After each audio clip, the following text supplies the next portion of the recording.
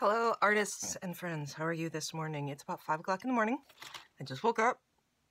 I'm going to sit down, start working. Because that's what I do.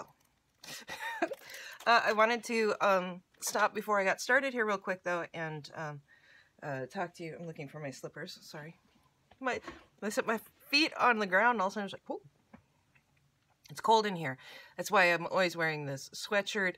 Not only does it protect my clothes, but it's really cold in here. And unless I have those heaters running all the time, it cools down really fast. So I just kind of keep bundled up. And of course, this sweatshirt has, you know, paint all over it. And my sweatpants that I put over my other clothes, these are things that I layer on top of my other clothes. They're completely just covered with paint. So I do try to not get everything covered with paint, although that does eventually happen.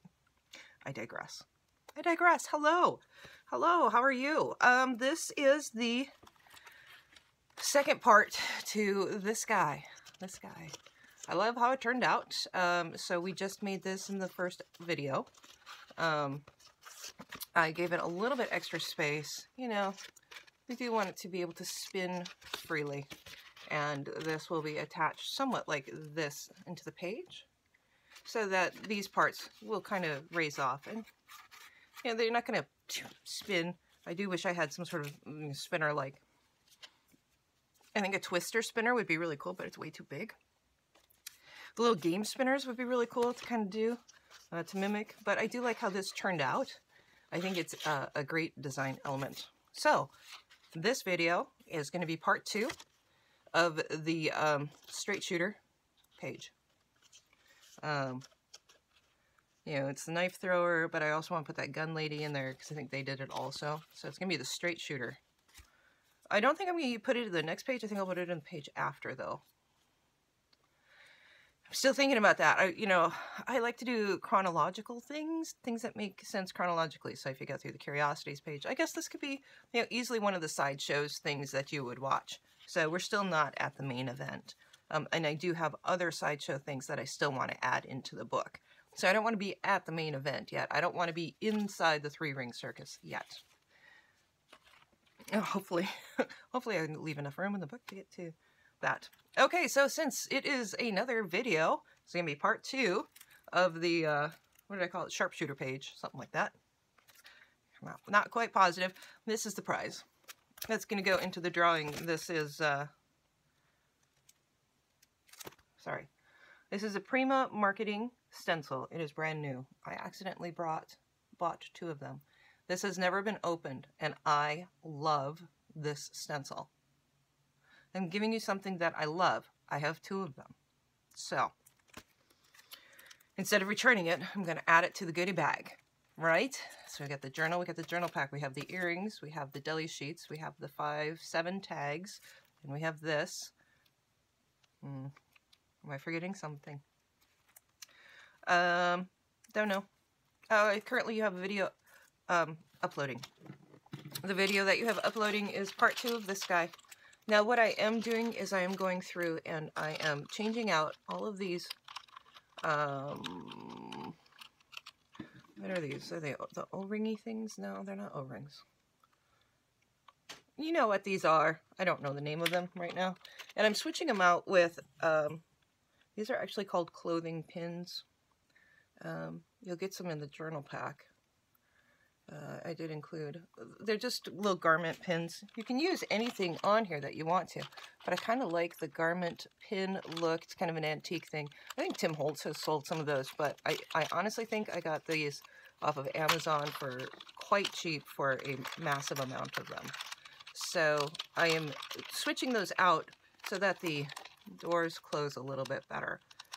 One thing that, if you're doing this page, do not have a door that opens into the seam, okay? This door does not open into the seam. We do not have an issue with the book closing on that spot.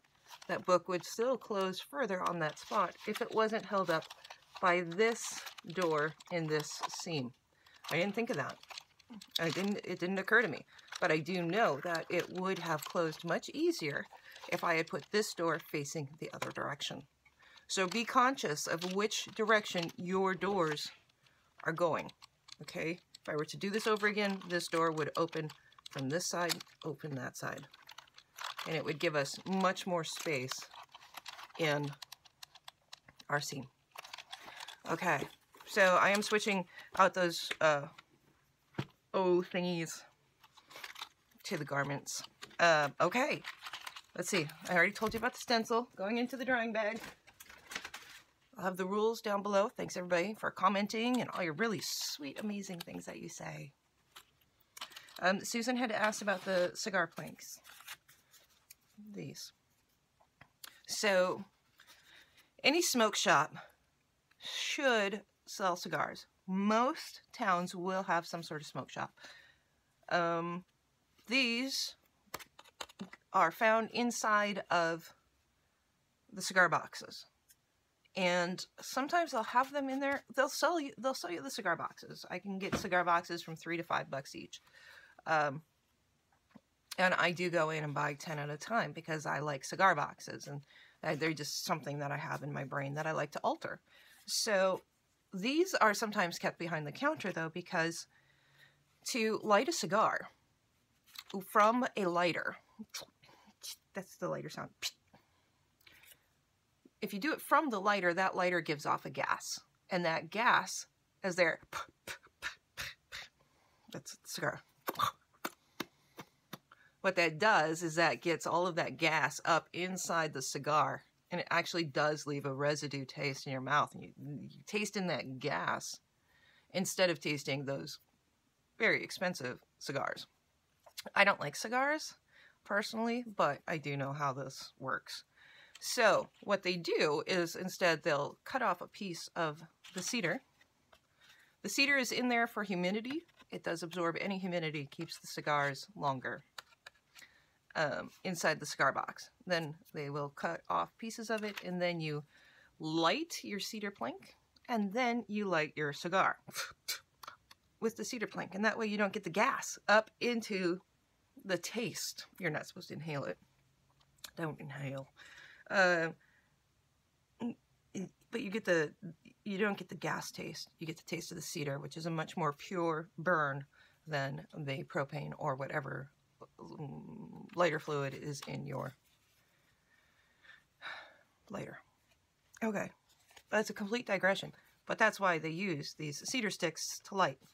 So if you want some of these sheets and you have a cigar shop in town, go and buy some cigar boxes from them, and then as you're like going to pay $30 for your cigar boxes, then you turn around and you say, oh, by the way, do you happen to have some of these?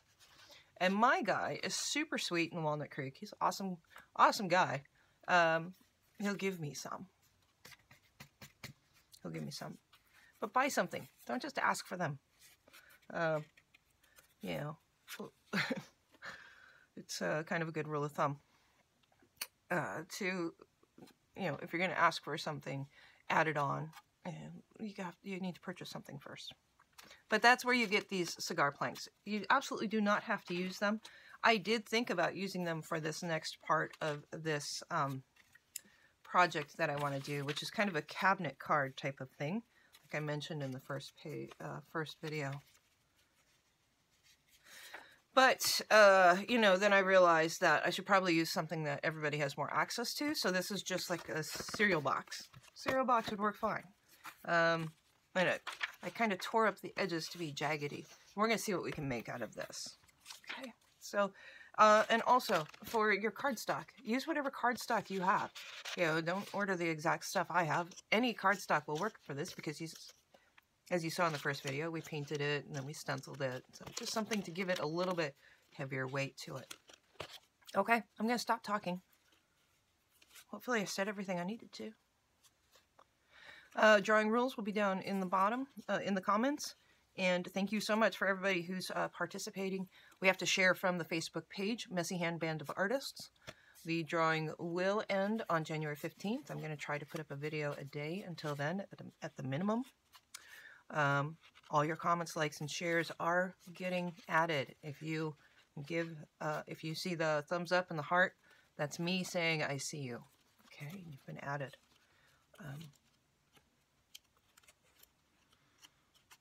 I'm excited. I wonder where some of my people are, though. I haven't heard any comments from some of my favorite people. And, you know, I hope everybody's okay, and I hope everybody's safe. I was thinking about them this morning. You know, I hope you're okay. All right? Chime in, everybody. I want you all to be able to have the opportunity to get this great gift, this great prize. You know, it is not being overly anything for you to, you know, be entered into this. I want to have my people, my beautiful, amazing people, somebody to get this great prize. So please do enter. All right? Love you. We'll talk to you soon. Bye.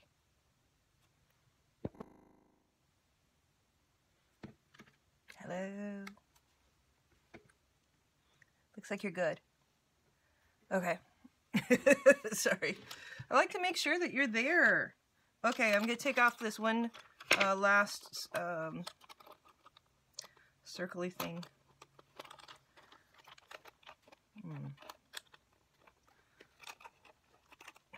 It's kind of a pain to do it.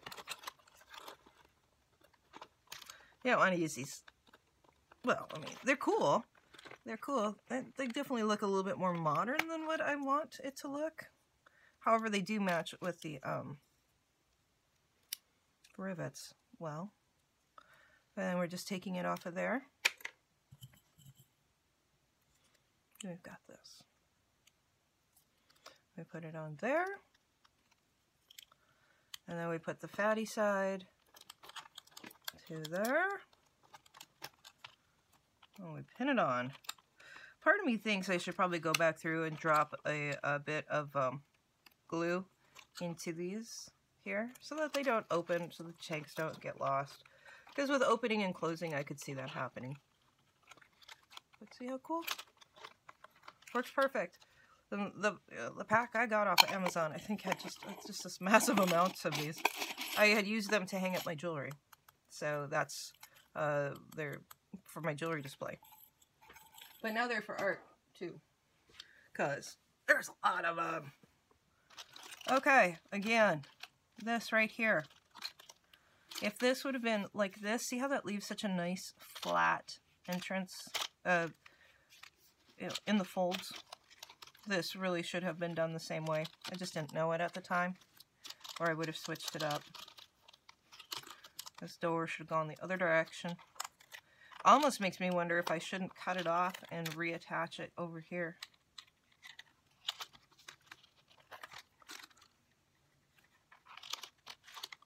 I would leave a big gaping hole here, but I could probably fix that. We're going to see if it bothers me too much throughout the process of the book. If it does, I will come back and change that. We just want it to be as friendly as possible on our book. And you see how all this kind of bunches up right there? That's no bueno. No bueno. All right. So we are looking at, oh, look at how that's pulling up right there. See that? This page is starting to pull up. Let's get some repairs done here. Did I move all of my books? I'm starting to pack up some of my books, and I've moved some things. I just kind of want to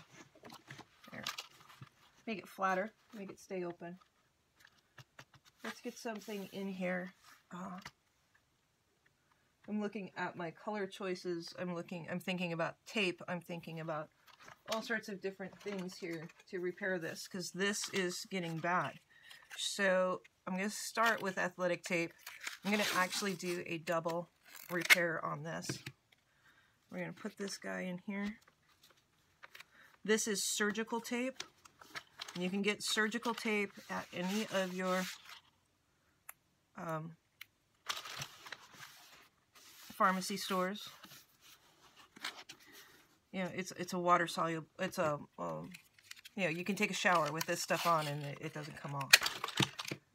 So it is very lightweight and not bulky, which we also need to be conscious of as we're putting things into our books. We don't want to add. We want to keep as much bulk out of that center seam as possible.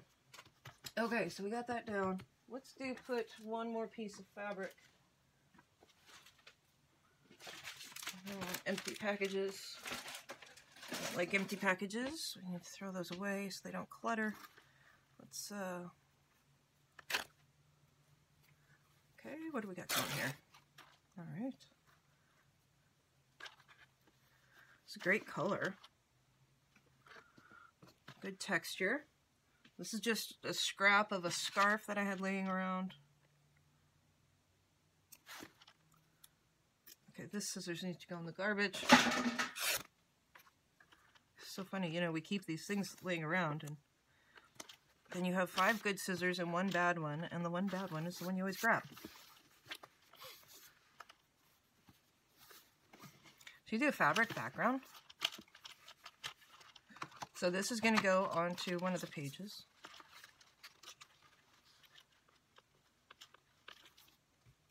Let me see what else I got for fabric here. This is a very thick fabric, but this would really go with our, this would go with our 10th very, very well. This is what Susan's journal is made out of. I love this fabric. I'm going to go from right there.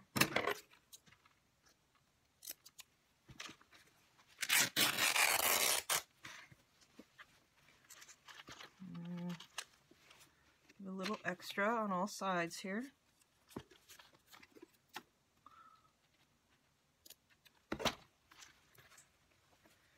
Ooh. This one's harder to do this way, so just cut it if you need to cut it.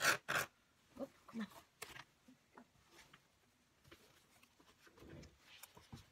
Yeah. Now, this is going to add quite a bit of bulk into there, but we're also stabilizing our pages at the same time. So, 6 and 1/2 dozen of the other. I'm going to try to get this end to be frayed. I'm going to make it frayed. Afraid? It's not scared. In order to fray it, I've got to make it a little bit shorter. Let's go here.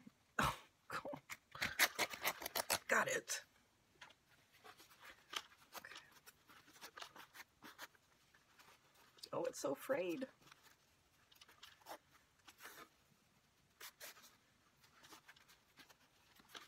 We're making it frayed for texture. There we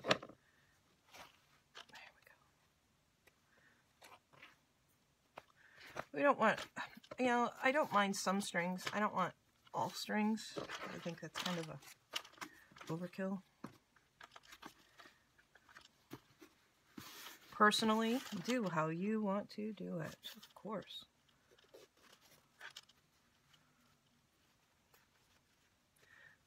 Particular piece kind of puckered up there. Let's go with this side over here. Since this side's going to have the pocket made with the spinner,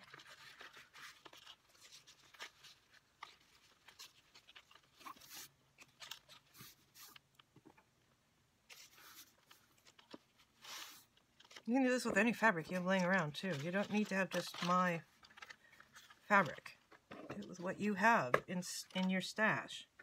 Okay, I'm not going to take this all the way because I need to have something that's going to slide into this pocket easily. It's not going to slide in if it has to go through this. I don't think. Should I put the pocket spinner on this side instead? It does feel better. Okay, we're gonna switch it up. You know, we're just looking at construction. I don't have a full view in my brain yet of what this is gonna look like. I would like to rivet this down. I think that would give it a really unique look.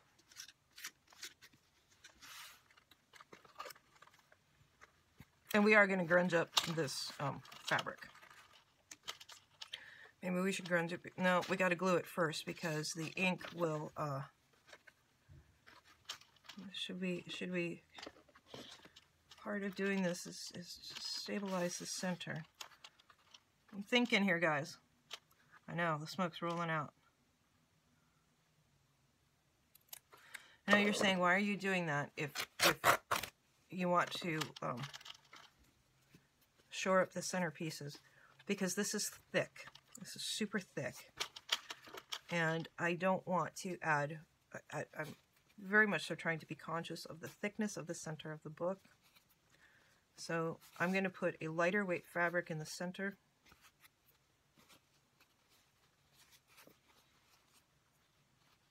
And this heavier weight one is going to be the pattern, but I don't want it to be the main focal.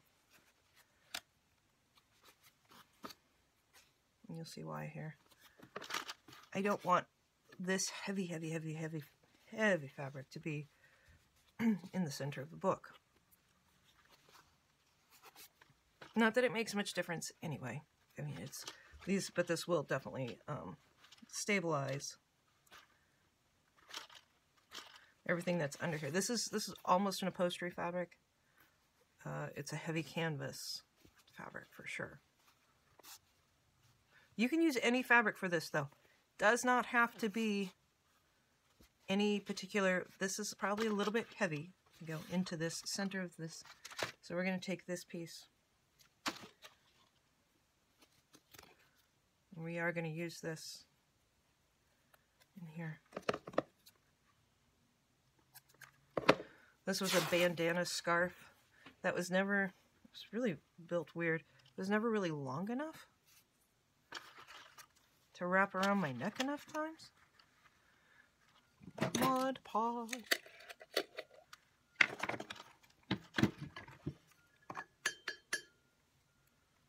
You guys still in good view here? I guess you can come out here probably just a little bit. Tip you down. Sorry. It always feels like you're uneven this way. Okay. Do I have enough lights on? I don't want to shadow this light or this light.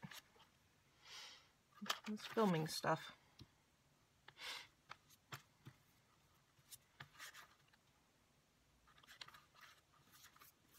I didn't know that I was going to use fabric for the background. I think fabric gives a good texture. The texture that you can get from fabric is great. And also the strengthening properties, of course, as we've already discussed. And you can paint it pretty darn cool. You can use patchwork fabric if you'd like. You know, use it however you want to make it work. I'm not a huge fan of the patchwork style, but if that's what you like to do, by all means, just do it how you want to do it. I like having this pattern, and I'm using this fabric because I like the pattern. I like the way it looks. Okay, this is a nice, lightweight cotton piece. Use something that doesn't have any stretch to it, really. And other than that, there's no rules. It's just repairing. Actually, it's not broken yet, so it's not repairing, it's strengthening. Making sure it doesn't break.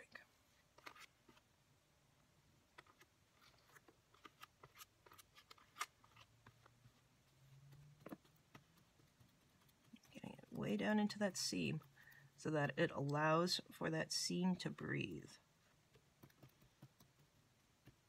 Gives us, we already have space in there being created by that pulling. So we're pushing it down into it. That will allow us to have more of that space, as much of that space as possible. We need the space so that we can open the book. Right? All right, all right, all right. I'm not a fan of strings. Did I say that already? I probably said that 5 times, didn't I? Not a fan of strings. I love this shape with the book. The theme of the book, I think it works really well. And once we grunge this fabric, We will use walnut stain. We will use, I think it's the ground espresso that I have. We'll spray some stuff on there. We'll spray some fired brick. We'll spray fossilized amber or the wild honey. Is it wild honey? Distress sprays. Those are not, they will be affected by water. So then maybe we'll put another layer of Mod Podge over the top of it. Other things I could use to paint the fabric are my Distress Oxides, because when you put Distress Oxide, Mod Podge over Distress Oxide, you get this great pattern. And, you know, I suppose I should decide which side I want to put the pocket on. Let's use this piece over here. Because for the pocket, I don't know if I want to continue to put the fabric down. Keep your options open. See how that's going down into there?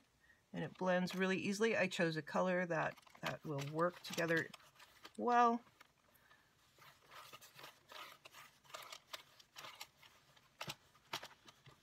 And I will put a whole big layer on here of Mod Podge. I'm just making sure that I've got it down flat. This will give this page super strength. And this page is a little flimsy feeling, so this will really help it to be less flimsy. This is Mod Podge in a squirt bottle. And you can get these squirt bottles kind of anywhere. Condiments, you know, look for condiment bottles, more strings.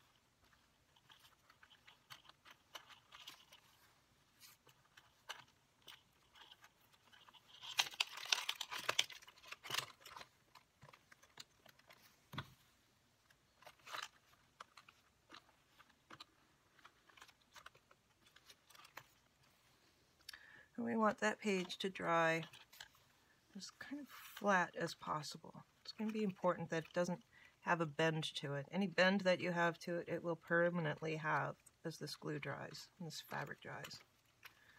Let's try to avoid additional bending where it dries like an arc. I'd like for it to dry flat. In fact, we can add in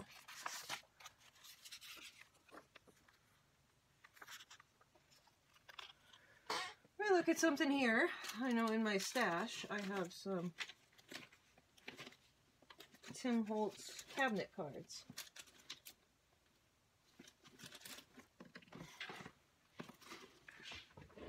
I'm going to turn this off for a second, and we're going to let this dry for a bit. I'm going to get a fresh cup of coffee, and I'm going to look for the cabinet cards. That's my goal. A little bit more up here.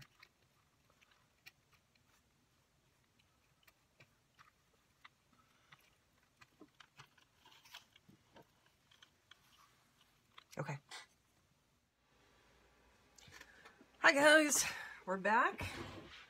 It's about 6:30 in the morning on January 2nd, 2019.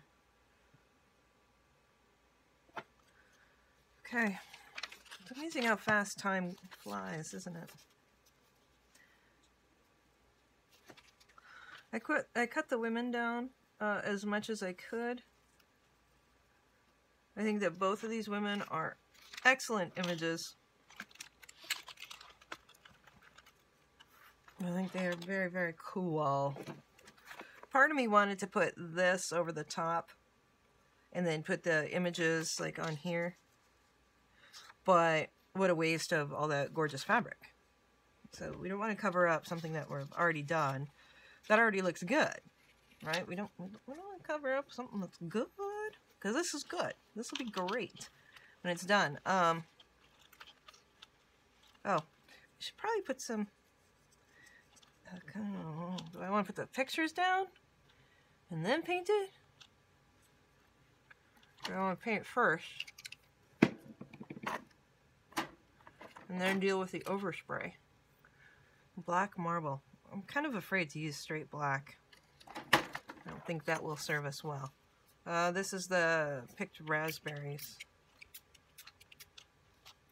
Perfect. Here's my fired brick. Here's my mustard seed, one of my absolute favorites, as you know. My fired brick. Makes it instant vintage. Work that in here a little bit. The glue is not completely dry.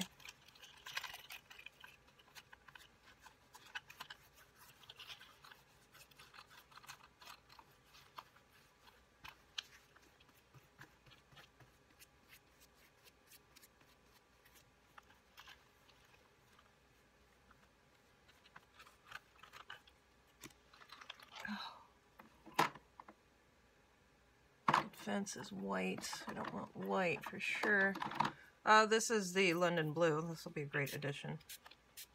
It's so dark. I know, it is dark.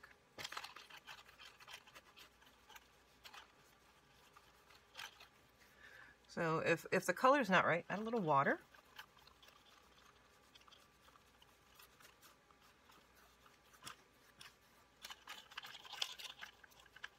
You never know what you get when you use the sprays.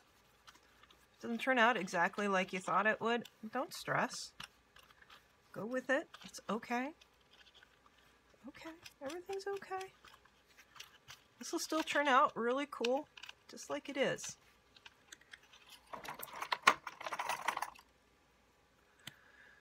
Here's some ground espresso. Make it dark.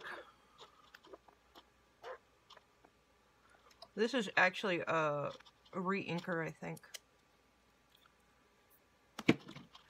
Going full on grunge here. Ooh, that's dark. A little darker than what I expected, that's for sure.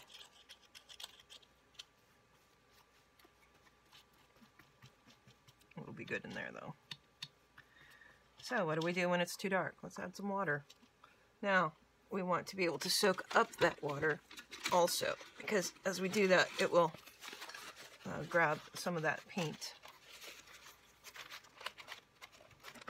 and bring it back, give it back to us.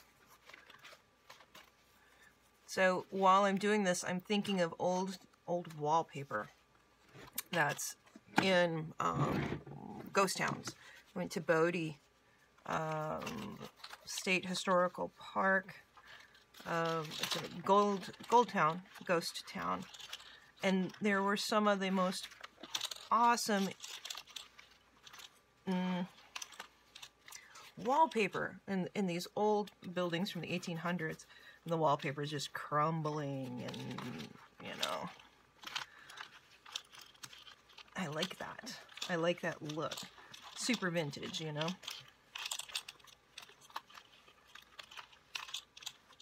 Now, if you don't want it, you just saw me add too much paint at once. If you like your fabric to be super bright, then do it that way. Do it your way. I, as we know, like vintage. That's my goal. If you do not like grungy, I just made this look as dirty as it could.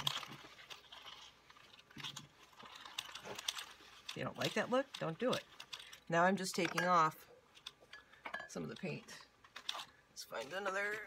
Oh, I need to find some more paper towels here.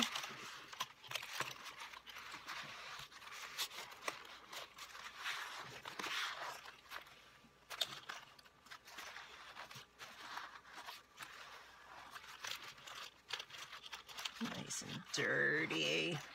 Yes, yes, yes. And if you still wanted to take more off, you just keep adding water don't let the water get down into here. That's not where we want the water to be. And see, that's pulling up that. So you just kind of have to be cautious. Don't be mean with your book.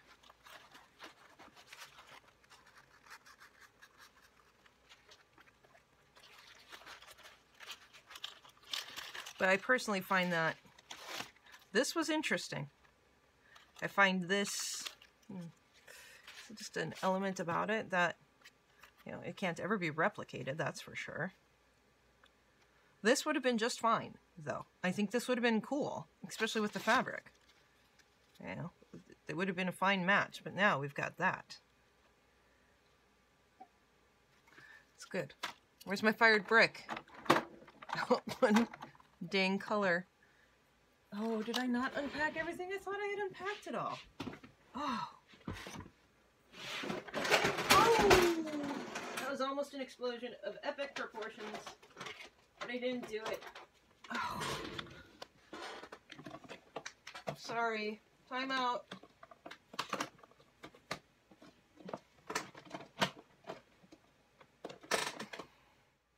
Okay, I'm still unpacking here, but I just wanted to show you that since I diluted this somewhat with the water, I am going back through and adding in a little bit extra glue. Oh, I wish my eye would quit twitching. It hurts.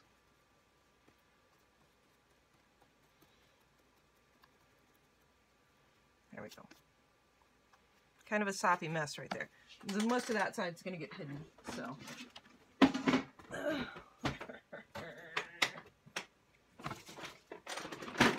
Here they are. There's America. Don't leave home without them. Fired brick. I'm going to have to get some more of that stuff. Here's my wild honey. My antique bronze, my tattered rose. Very, very important colors for antiquing. Some more brushes. Okay, we're just going to stop right there. That's going to fall over. Where's my fired brick? Get back here, buddy. This is the best color. One of my most favoriteest colors, as you well know, if you watch any of my videos. I like it in the inks. I like it in the oxides. I like this lighter blue right there also, so I'm keeping that as is. And I think I will go through and see if I can pull up just a little bit more of this color. Oh, this is a watercolor sponge. You can find these in the fine art section. It's just a sponge. You don't have to use this. Use makeup sponge, use a brush, and you know, whatever. I'm just trying to pull back just a touch of that intensity. So look, we're getting some of the white fabric back. That's good.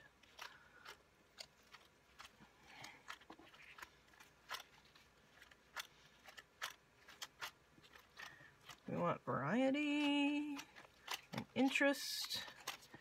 And let's pull the color back here.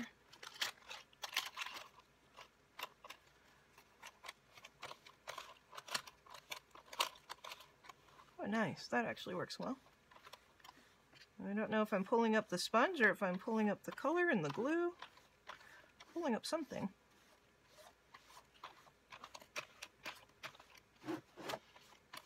Giving us a really pretty color though. For dirt. It looks dirty. Giving us a beautiful dirt color.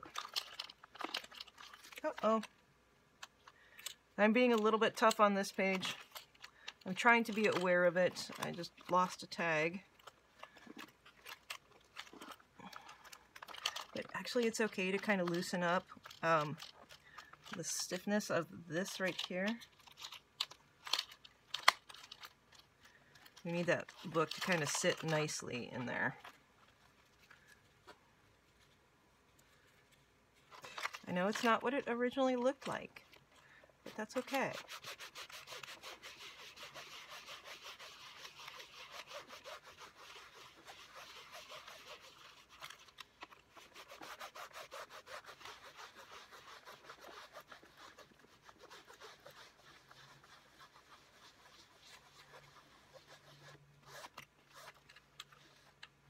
There we go.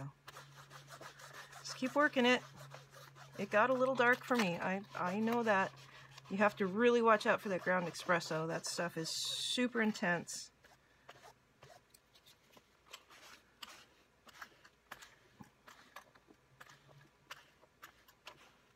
And they're all water soluble, so you think, you know, you should be able to use it. It does its job. That way. I'm going to have to trim this down here a little bit. This will get inked over here, or I'll take that ground espresso and go around the edges of it. Let's get our images on there. I think it's good where it's at. Attach this guy.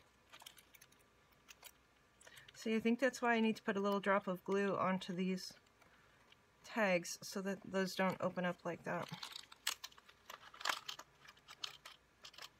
Don't know.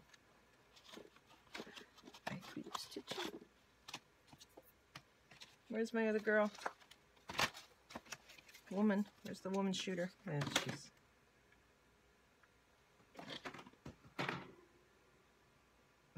No, it's falling. Alright, so when I look at this picture, she's looking up into the center. She's looking directly at us. I would prefer to put this one up here, but then she's looking off that direction. And you know, part of me would just love to use her. And with all of these cards, I actually, I was trying to do something different with them. So I cut off the center frame. Why, I don't know. I don't remember what project it was. I think I was wanting the actual frame shape. I don't think that's what it was.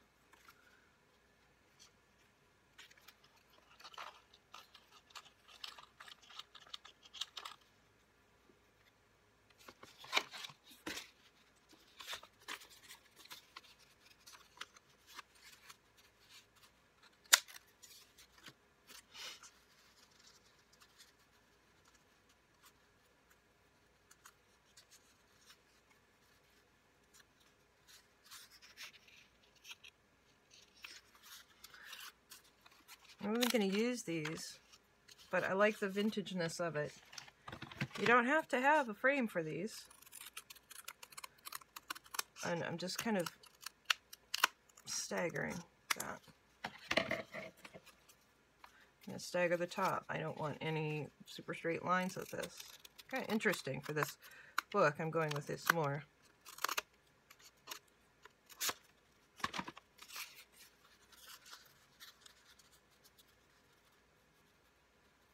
Even bit.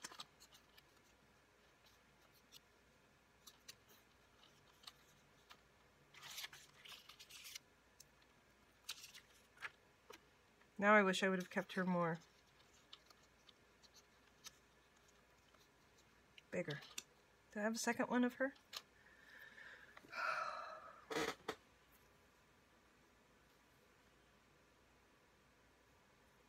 I think I have all my sharpshooters out here. Look and see what we got.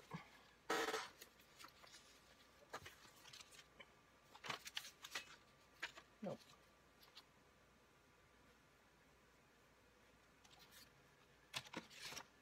This is the back of this Tim Holtz package.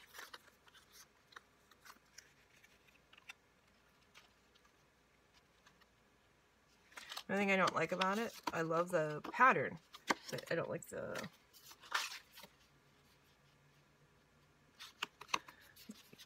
product's too slick. It's too slick. Pattern's excellent.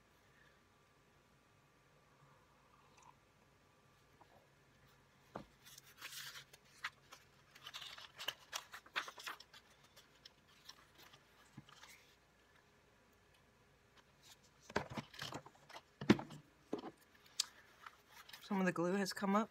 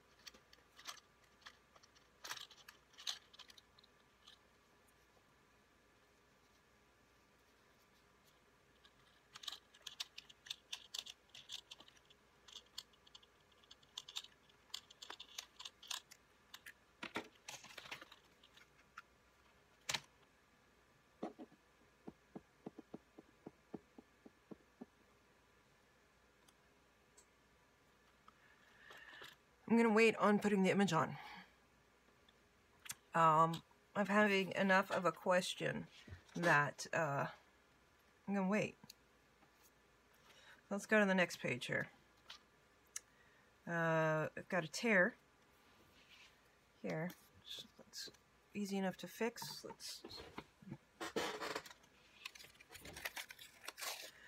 put a bit of tape down on this side up from the edge. So I like having a little bit of a distressed edge, but this is the side that we're going to install our piece on here.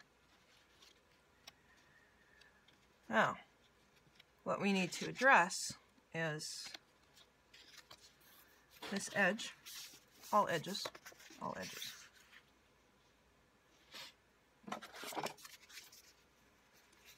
I've still got these strips here.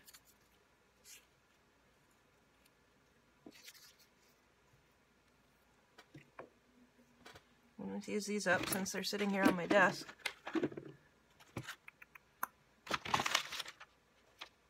Should have more. No, I didn't use all of those. I really do spend 2/3 of my life looking for things.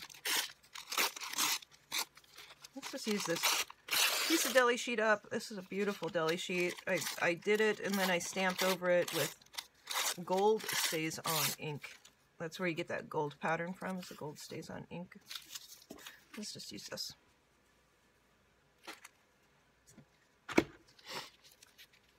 Just addressing the edges.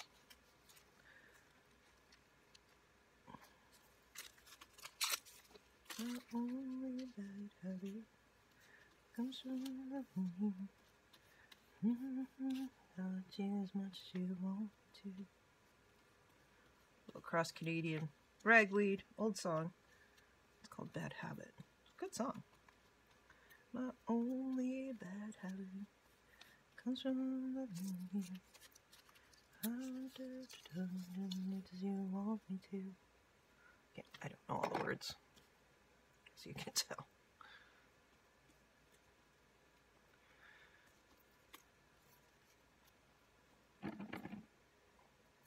He talks about how he has given up everything else in his life. Drugs, marijuana, cigarettes. I think even the booze. His only bad habit that he had left was loving her.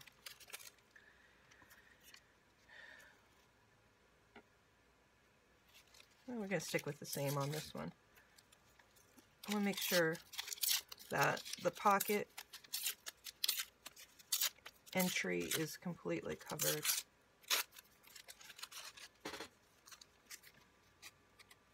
All the way inside. Look at that great contrast right there. That blue. Beautiful. Again, deli sheets. I use them all the time.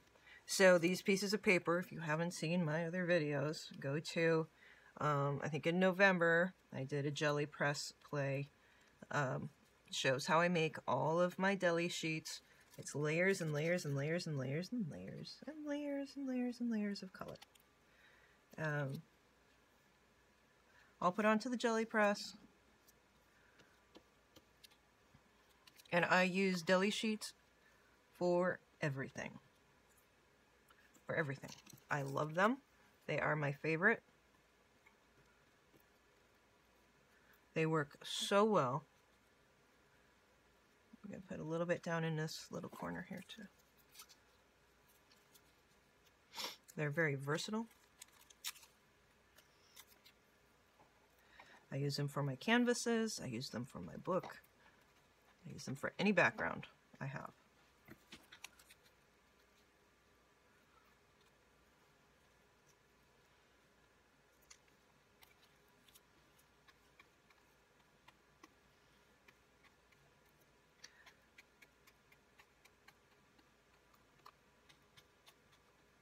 And I'm just edging it, so wherever there might be an edge with this.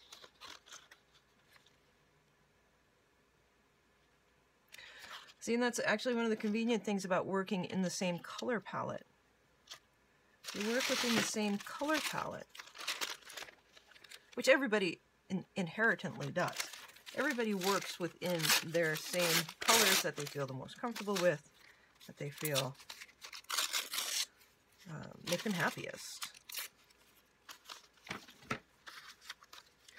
There it is.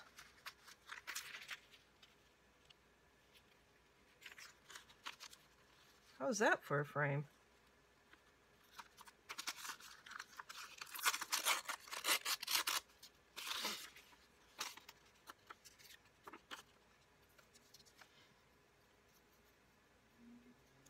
We're covering up a whole lot of stuff, aren't we?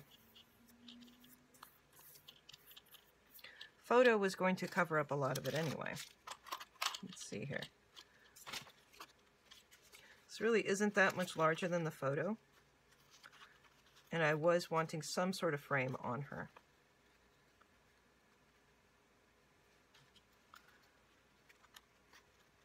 The oranges will pick up in there. This will get grunged down, of course. We're not going to leave it super bright like that, but we need a contrast. We've got the dark, grungy background. Let's make something a little bit sparklier for the girls to sit on.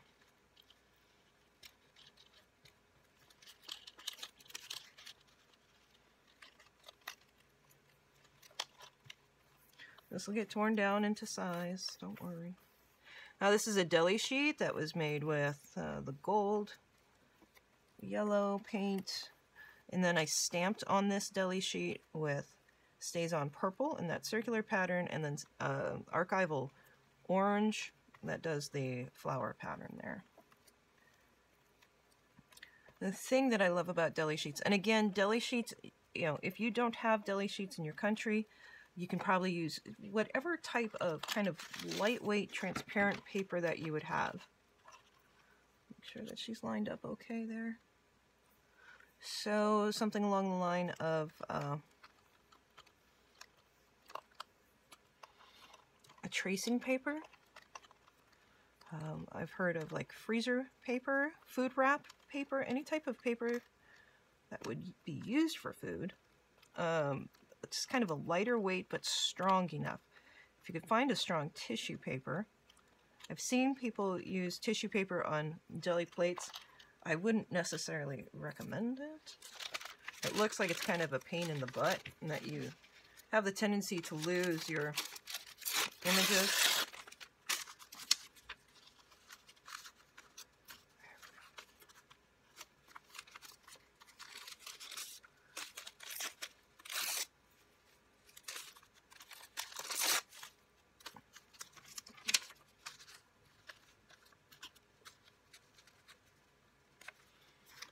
I'm offsetting her a little bit. Do I want to do that? No, I don't think so. Kind of want to just do strips of this. Again, mimicking this old torn up wallpaper that I saw in Bodhi, which was just kind of layers and layers of stuff over each other. And the back just crumbling down into the plaster. And then you could see how it had been covered over a couple times.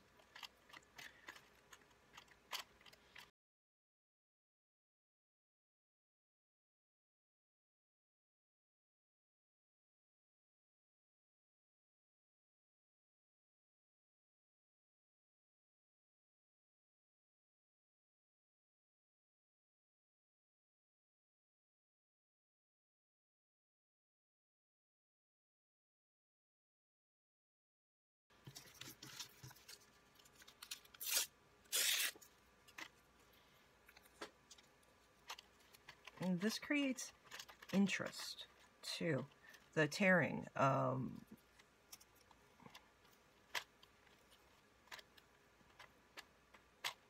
Nothing should be stagnant.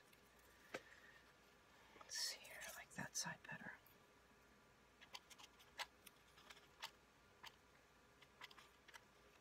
These deli sheets dry a little bit transparent, so you are going to get some of that underneath goodness under there. Let's put actually a strip of this in there.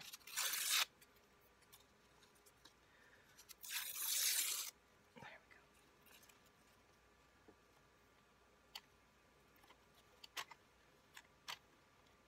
we go. Will you see it? Not really. But you'll notice it when it's done. You'll notice it. You won't see it.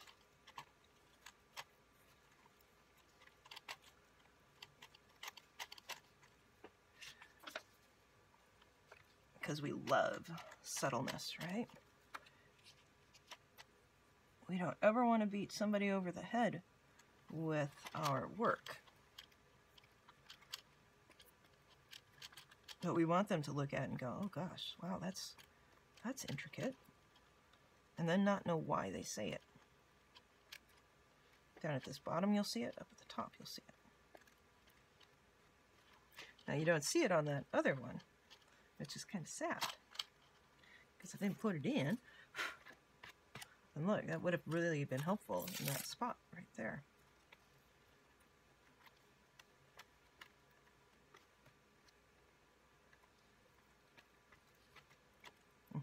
It is.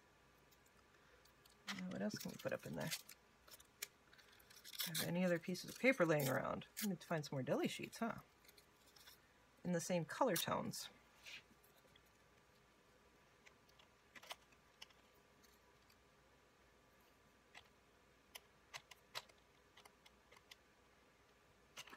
Of course, now this page is really drying bent. We don't want it to dry bent. I want it to dry flat. Okay. Let's pull off this guy. Put it up in here.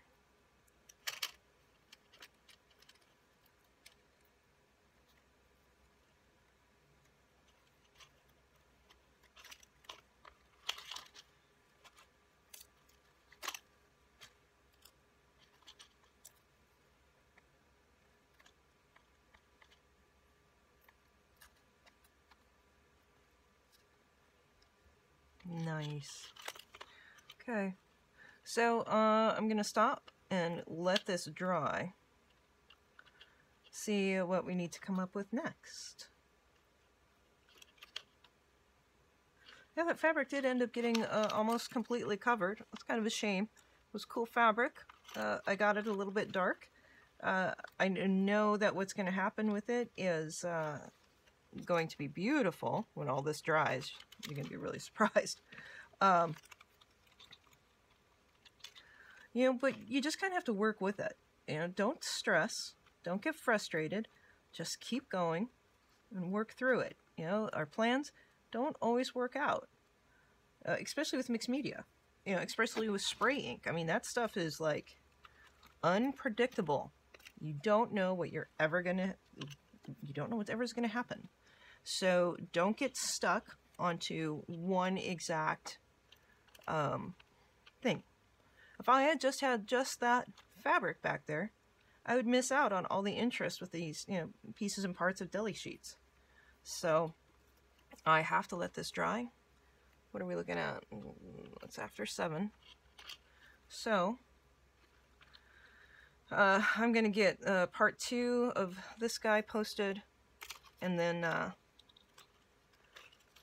maybe relax and eat something. So it's one good thing about waking up early is I've already put in a couple hours of work, and it's my best time of day. So I would like to go out and take a walk. I need to start taking a walk every single day. That is also a thing I need to do for me. See how well it's all going to work together? This is going to be riveted on here. I have decided.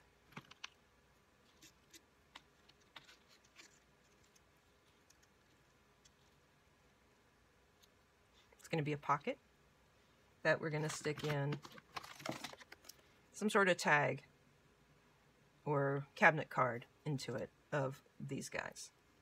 I would like to do one on one side, one on the other. So we'll see whether we make it out of the cardboard or I don't know what. That is yet to be determined. We'll see what works the best. Let's make sure this deli sheet is down nice and flat. Things will be sliding in and out, so we need to make sure that this won't catch anywhere.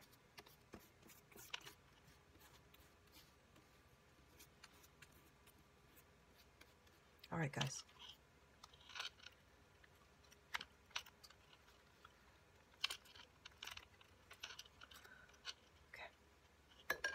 We've got to try to dry this as flat as possible.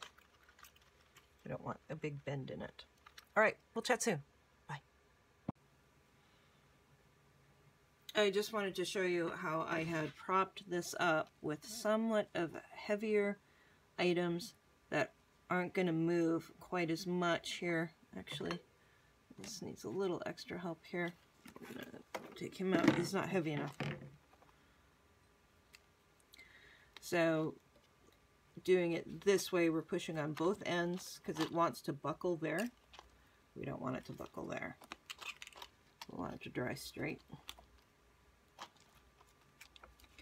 You know, we might lose, you know, something here. Some bit of the images by doing this, but you have to give it some pressure. Heavier crackle paste. This one is heavier.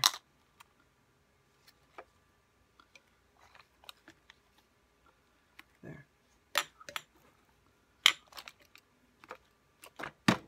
If these things were full, they'd be better off. There. So you see how I've got it as straight as I could get it?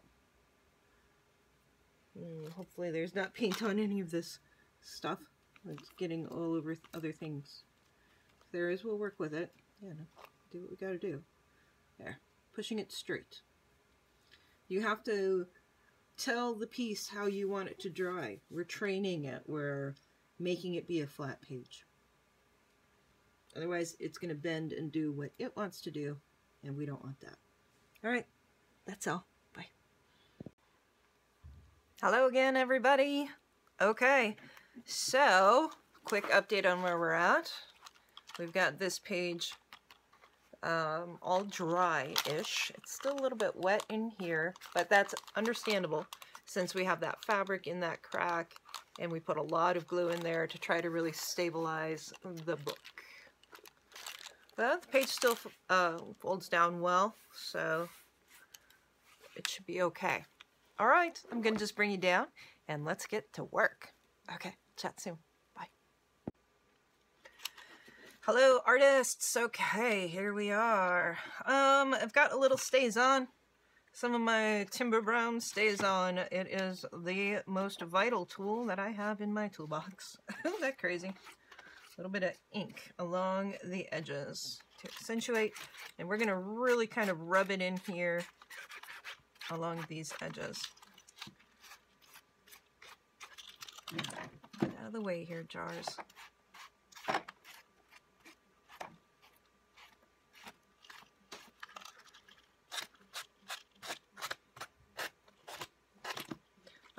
Oh, doesn't matter. Okay, so we've got some extra fabric down here on this page. We're going to trim that off because that makes this page look yucky. I just got glick on that cover, which I wouldn't use that cover like that anyway. So, let's make sure we get this. No white spots. Let's use our permanent ink to do this. Here. Try not to drop this onto your artwork as you're doing it. This is a very juicy ink pad, so I'm able to really push it down into that color. Don't want anything to detract from our Curiosities page.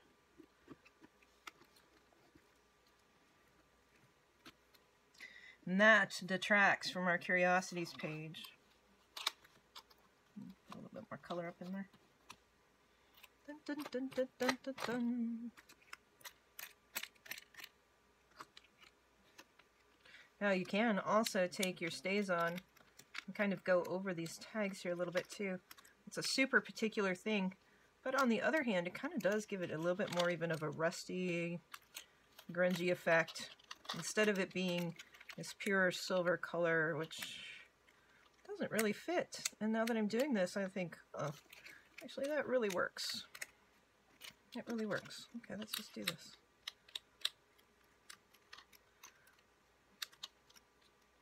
Super fussy. But you know, if you do it on one and it looks good, then why wouldn't you just fix it up and do it on all of them? We're not looking at making it black or doing too much of it. We're just trying to grunge it. Grungy, grungy, grungy.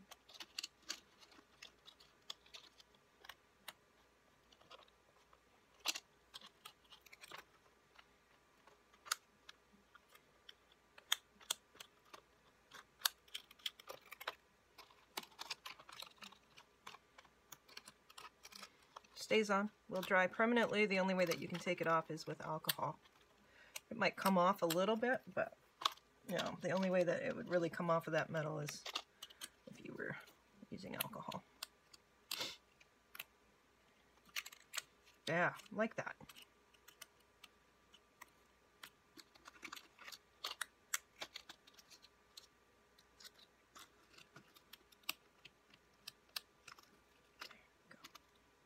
Beautiful.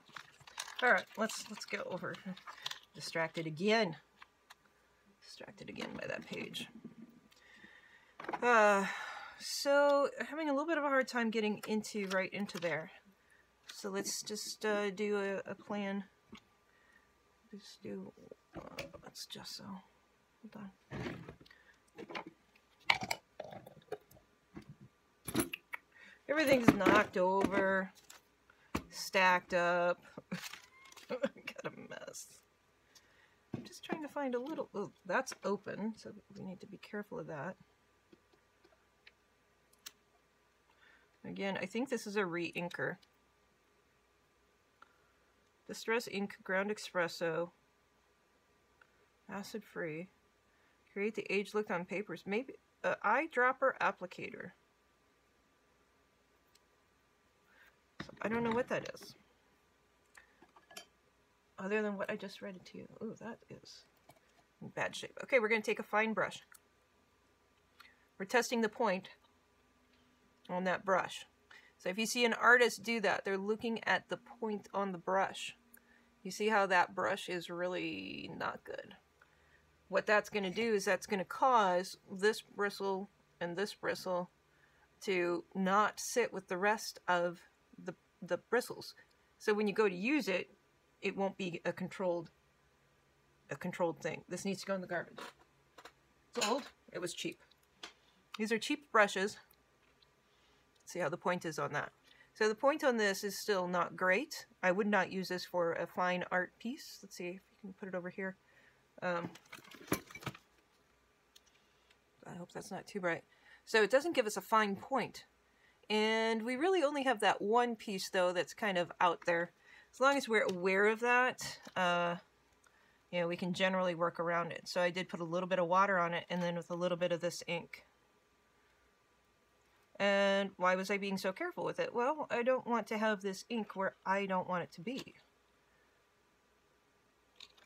I want to make sure that it's going into exactly where I want it.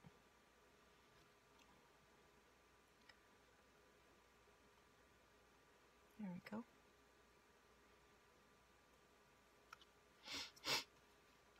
Oh, I love that. Just, you know, this ground espresso is a really nice color. Brown. It's very similar to the timber brown. They work really well together. So I'm also going to see about going along this line, seeing what we can do. Kind of fix that up. Gives it a bit of a frame. You know, I'll probably trim it down, but now I probably won't have to. You know me, no white edges.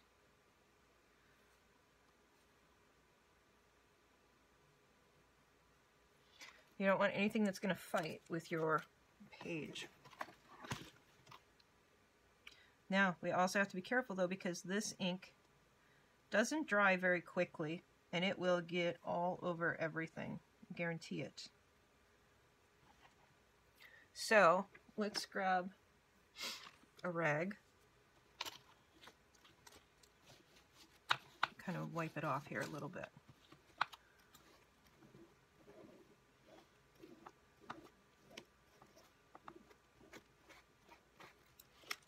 There we go.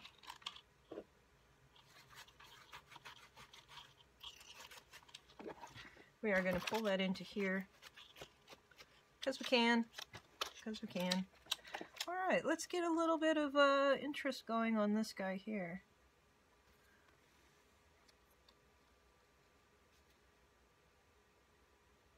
You didn't think I was going to leave that bright gold, did you?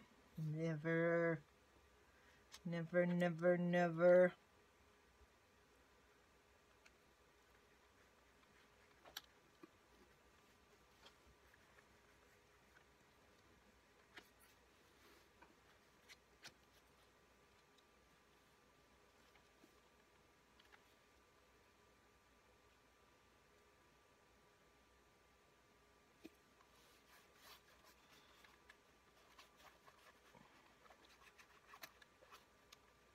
We're also creating a little bit of a vignette with the photo. I am bringing that ink over the top of the photo.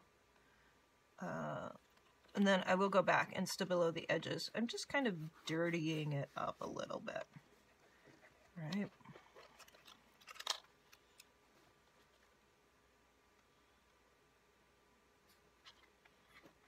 Framing it.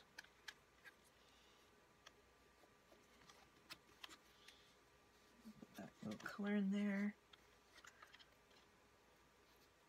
Get this up here. I want to leave that little piece bright. Why? I don't know. It feels like it should be. Accentuate your shadows. You know, try to keep your highlights high. So that we've created highlights and lowlights and midtones within here. In the background itself. These are super important things.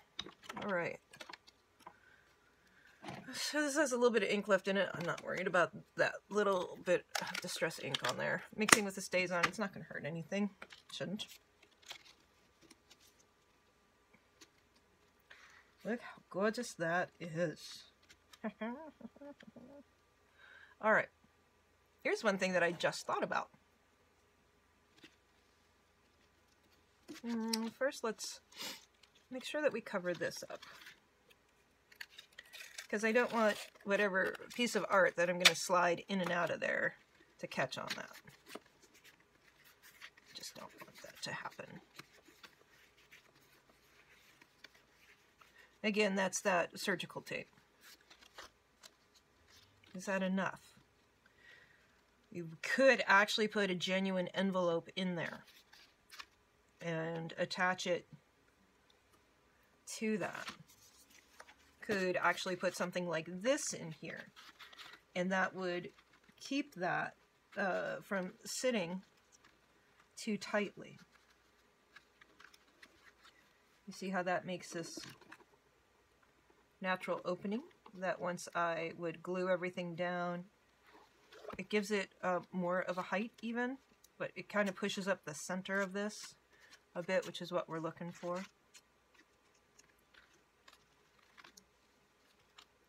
It's an interesting page, huh?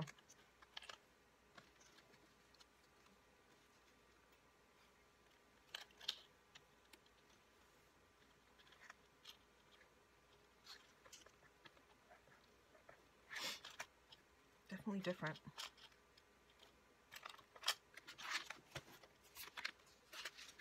Do I need it? So when this gets slid in and out, this is kind of a little envelope home for it.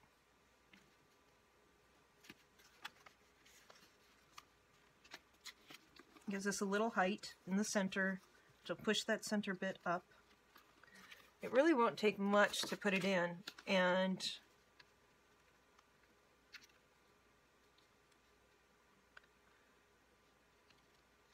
it gives that page a little bit more dimension. Probably not necessary. Probably not necessary to be this thick.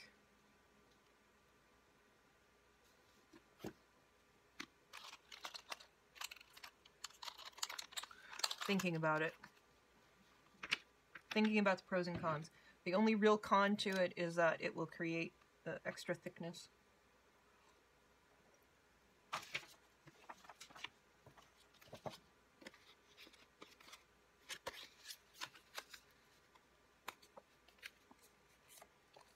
What if we did it on a smaller scale? See how that pushes that up in the center, and that will still give that height here. However, it's not as deep. So I have to push the fold further back, and if I push the fold further back, that adds more bulk into the center. Do I need it? I kind of need it. You see how flat that sits if I don't give it that lift.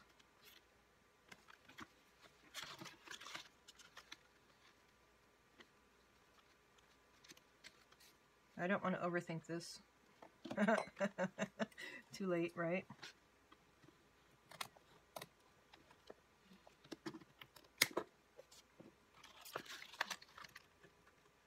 I know that I just went through and painted this, but it looks better. This will get trimmed down too. Let's just do that. Then we'll make it all the way straight. It's like your bangs being straight across your head. It's a certain type of haircut, right? There we go.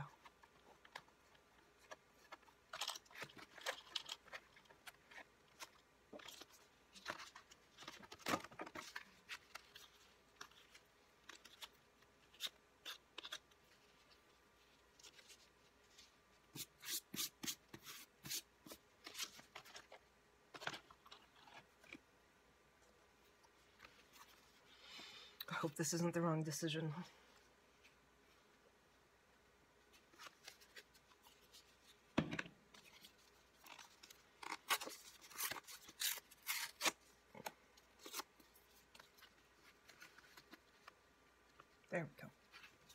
try that.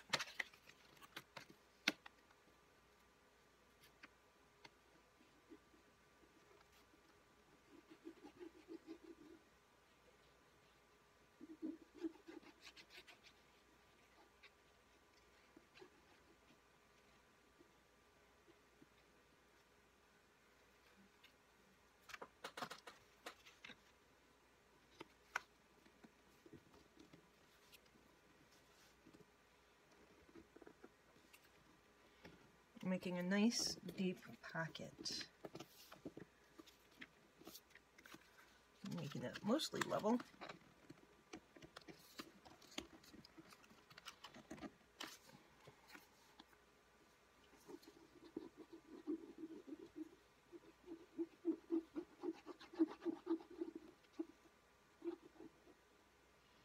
Do want to make sure it's on the edges so that we don't have a lot of catching. We don't want it to catch in there.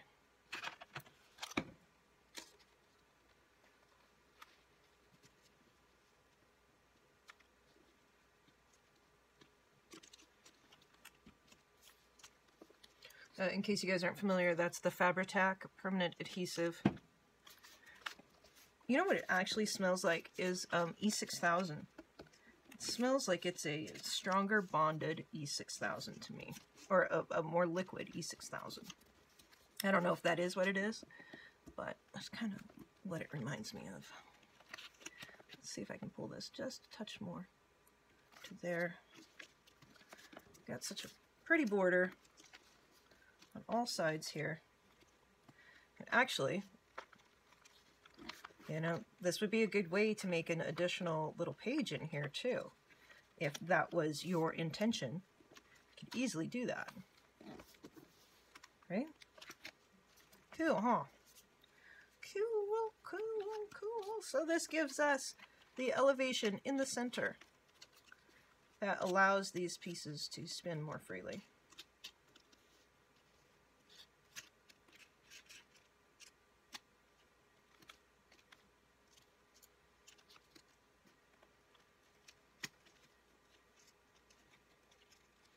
Ta-da! Okay, let's get our little guy out here. Since we know that the that I have arguments with the crop dial, let's use this guy. I think I want 3 per side. I'll put one in the front and center here. And I'm going through both pages. 2. Does not need to be perfect. Again, that's the great thing about this book is, you know, allowing it to feel vintage, imperfection, not, you know, my normal style of art would be that I measured and that I made sure that everything was lined up pretty well. And here, I just want to make it work.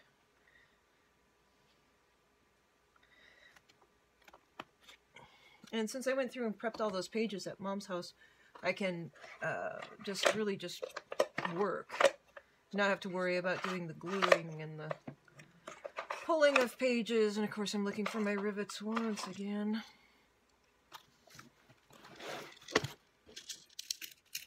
You know, I have a little knife charm. Be a perfect place to hang that little knife charm from, wouldn't it? Let's see if there's a little bit bigger back here. I know it's a different color. I'm aware of that. I'm choosing that.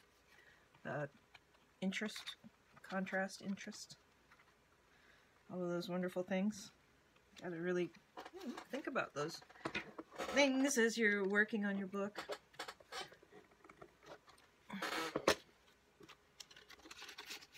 Now this guy, if we can bend it down here a little bit, just a little.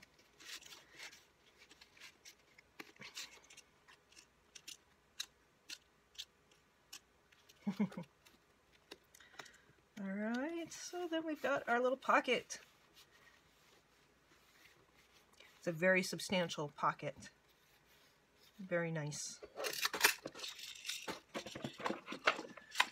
Okay, get the rivets out of the way, get this out of our way. More rivets, put in there.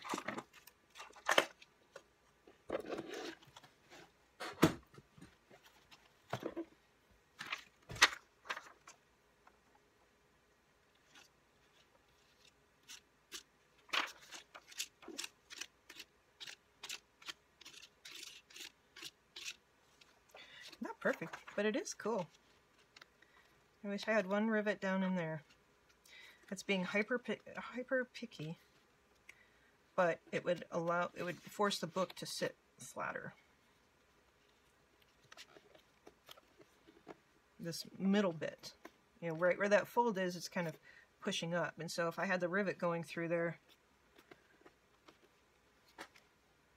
let's see if we can get to it. I don't know if we'll be able to get to it. And that will put a rivet right in the middle of our next page.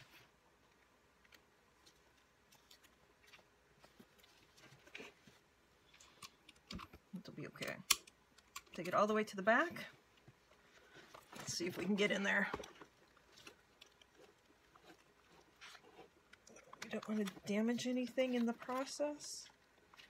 It's going to be really hard to put in a rivet like this, though.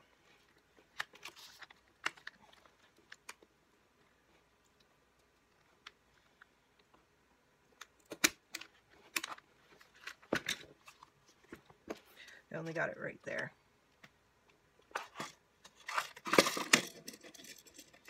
Use as flat of one as possible. I think this was the one that was giving us issues, of course. Take it all the way to the top. Slide it in there. Get it lined up. Press. See, it flattened it. Flattened it down on the back, which is what we needed it to do. So it worked. It was worthwhile. It was worthwhile to do it. Might be a little bit extra pain, but you know what? Doing things good does take time. Doing things well takes patience.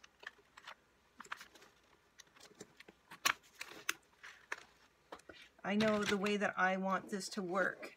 And these little holes actually kind of, to me, mimic the gunshots. You know, I don't mind that that's there. It just kind of mimics the holes that these dang women would get shot at them. It's craziness. Okay, and we line it up. Oh, and we missed it. And push. Okay. I have to go turn off my heater. There. See how that even stands up more now? There. There we go. Ta-da!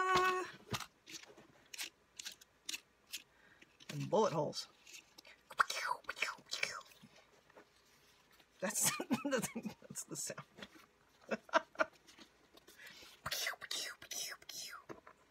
Used to play Cowboys and Indians when we were kids. Which I suppose that's not PC anymore, but that was in the 70s. It's a great game. Horrible game, though. Gosh. Now that I think about it, I was like, oh, that probably wasn't very appropriate. Okay, so we've got these great images. What do we have here for this piece of paper?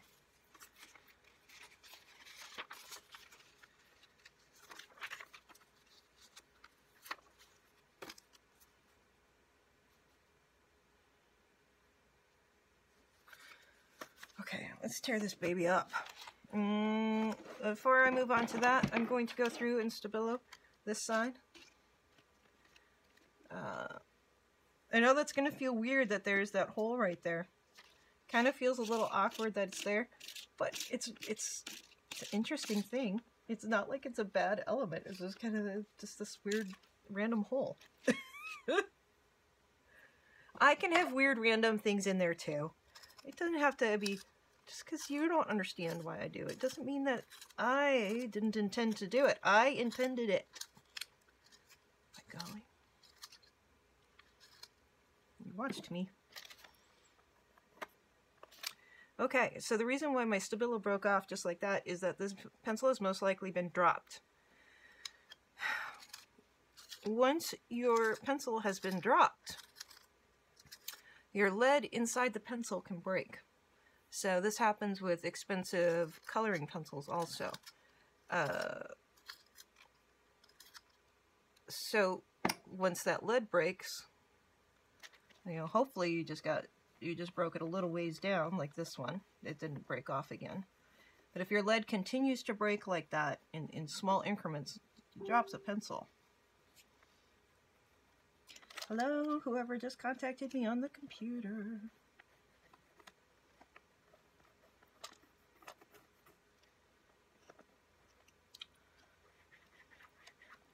And yep, I'm making that dirty and grungy. You know me, I usually use my Stabilo with a brush because I want to be like very exacting with it. This is a grungy. Okay, we need that fixed though. Paper the picture toward just a touch. So we're gonna take it up and put it back over. And get our fingerprints all over the piece of work. Okay. Okay, just taking her down a little bit. You know, she's super intense coloring. Paper, very clean paper. You know, I am gonna grab my brush on this. Where's my stubby brush? It's been a paintbrush that I've cut off the old bristles to, and I've cut off in a very flat manner. You can see. Great for edging with the Stabilo, and then I just dip it in. You know, I just didn't want to get all of that stuff all over the place. You kind of want it, and then it's like, oh, that's a little too much. And it's a lot of work to get it mellowed out, so it's better to start little and add more if you want more when you're done. Just is. It's kind of my philosophy. If you like it, then continue it, you know? Yeah. I like more crisp lines. Of course, right there, that's going to just be a mess no matter what.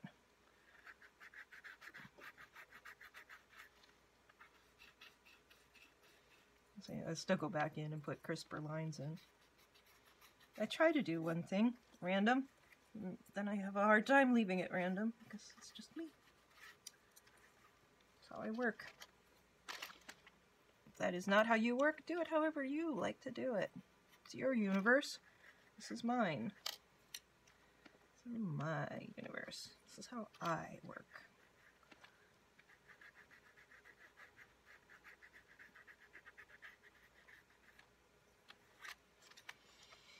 Okay, let's kind of grunge up this edge of this guy here a little bit more.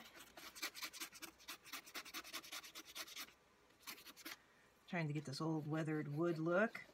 We already have the Stabilo or the Stays On down. Let's go ahead and get in some more of the soot, the dirt from the travels. Leave that.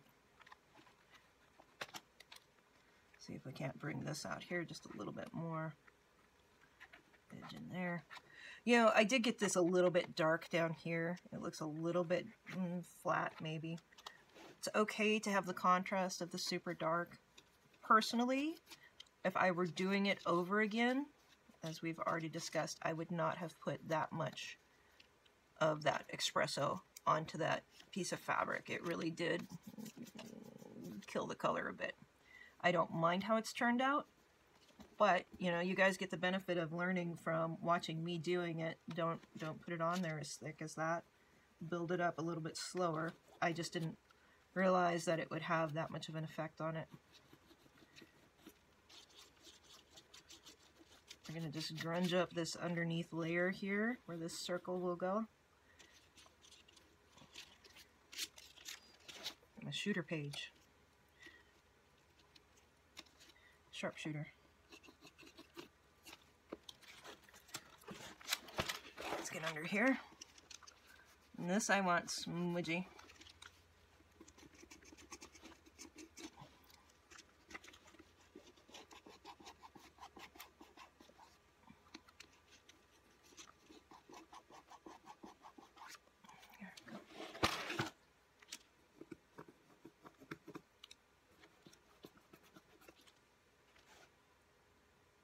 my hair's in my mouth.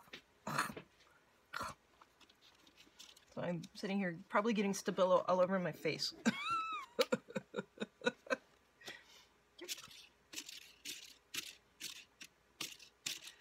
Ta-da! It worked! I got the spinner to spin.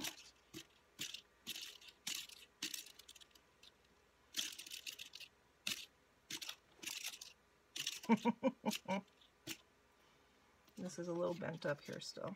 See if I can get it a little bit more bend down.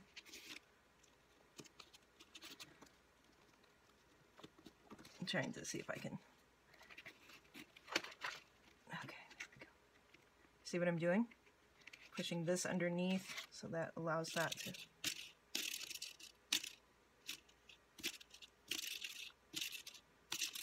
Ta-da!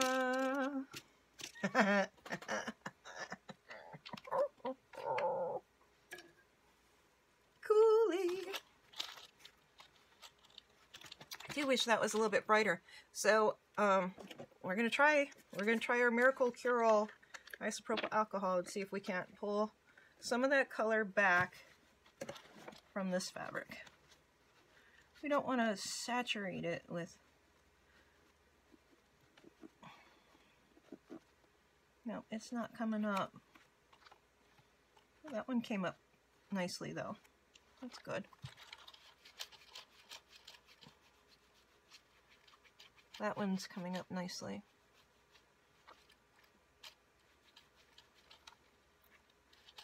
That one has been totally covered up. Yeah, so next time just don't do it quite as dark right there. You know, or right here, absolutely. I do wish this was not as dark. You still have some of the pattern in there. Yeah, it's still not coming up. I think it's because I had to add Mod Podge over to the top of it too. This is good. See, that's super smudge. I'm just not a fan of the super smudge. I like a very controlled smudge.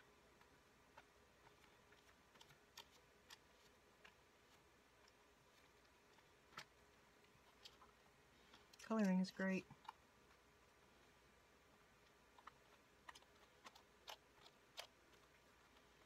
Very awesome women.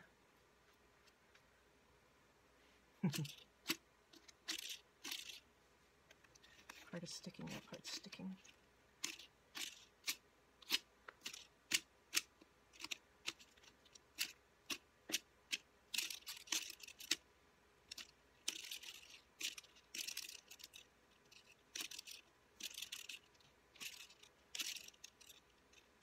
I love it.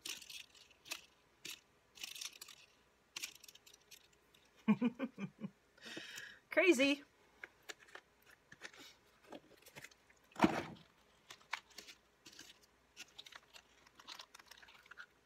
And it's still pretty compact in there.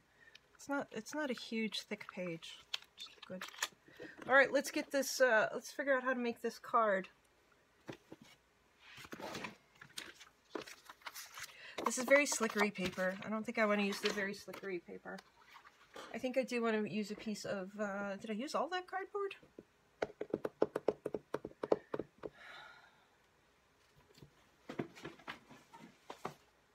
Oh, paper's gonna fall. Don't fall. Envelopes fell. This is something I picked up at the Goodwill for, I think it was $1. Kind of had some cool images in it. Yeah, it's kind of cool stuff. Nice weight. We're just looking for any piece of cardstock weight product. I love that. The complete count. I love the. I don't love what it says. I love the wording. All right, let's get these guys cut down properly. Where's my ruler? Does anybody see my ruler? My good ruler? There it is. Get yourself a metal-edged ruler. Take that metal edge and lay it down.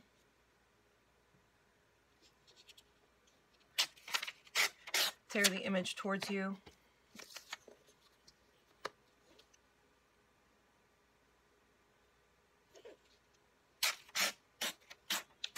You tear it towards you, it takes care of that white edge. Look here to make sure that you're at 90-degree angles as much as possible. That gives you a square. Although this is again uneven, and actually I'm looking for a little bit of uneven. I want to try to preserve the card. I want the white gone.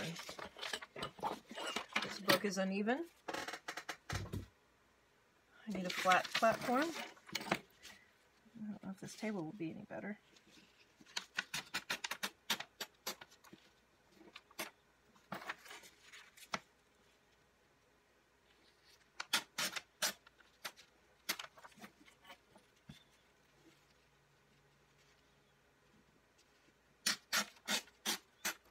See, each time I'm pulling it towards me.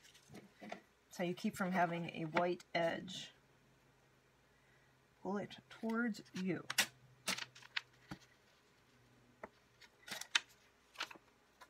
And then sometimes it just doesn't want to do what you want it to do anyway. Come on, you booger. Get to the height of the table here. This table has been pretty beat up in the last year. There we go. Gotta shut off this heater. Oh, that keeps freaking out. Okay. What time is it? Is that 1:45?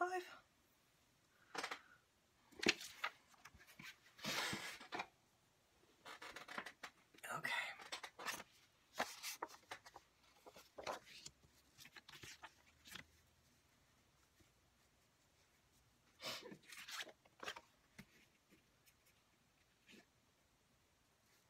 Let's quickly cut this down. These are approximately the same size. This guy's a little bit bigger.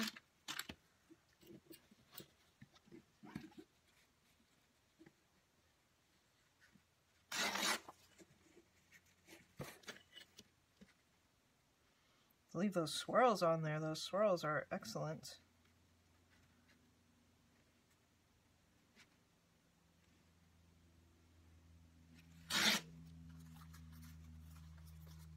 That's a pretty straight edge that we've got right there. For nothing else having a straight edge, that's a really straight edge. Will it make a difference? I don't know.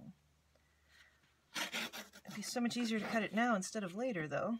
That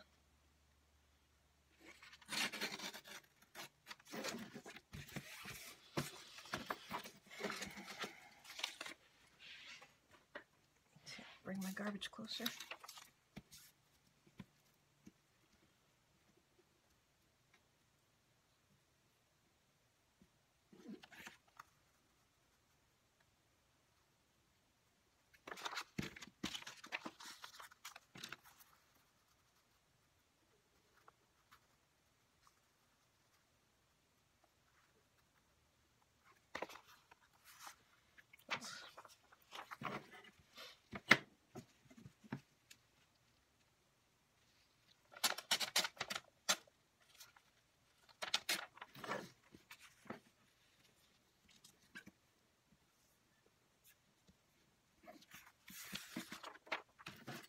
Mod Podge.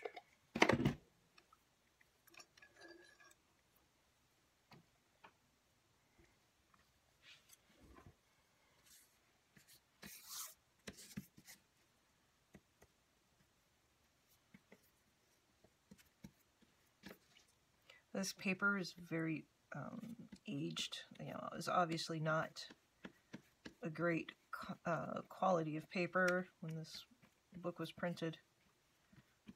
Gosh, my eye's tweaking so bad.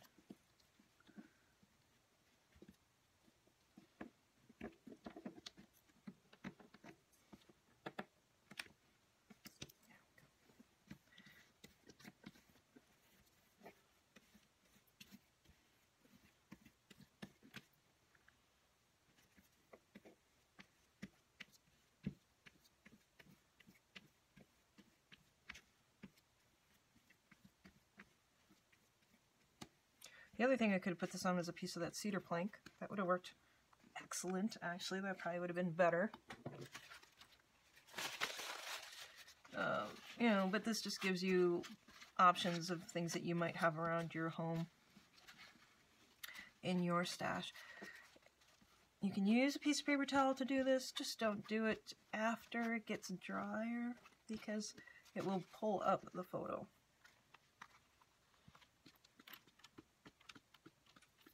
I want to do it on the other side without ruining that photo. We're not going to be able to push down as hard.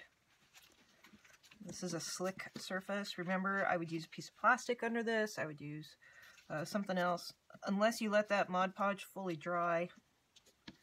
Yeah. Otherwise, you can lose part of your image, part of your photo, by having it stick to whatever you're gluing onto, whatever work surface you're working on.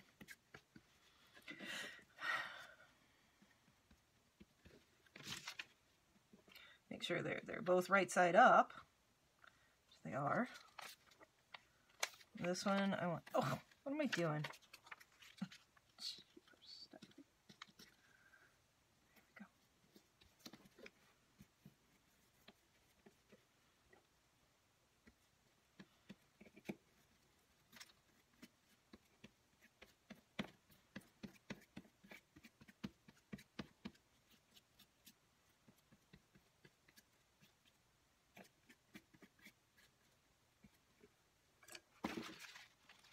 I'm not pushing nearly as hard. I don't want to push that other picture into the piece of card that I've got here on the other side.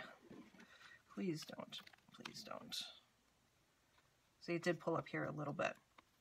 But that part I'm okay with. I'm just going to go over it with a little bit more Mod Podge, because that actually adds more texture, makes it look more vintage.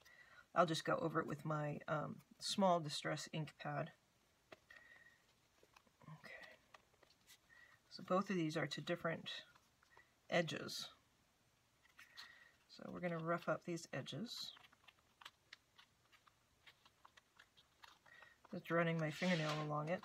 This paper is kind of like construction paper almost, instead of cardstock. This old piece of ratty paper.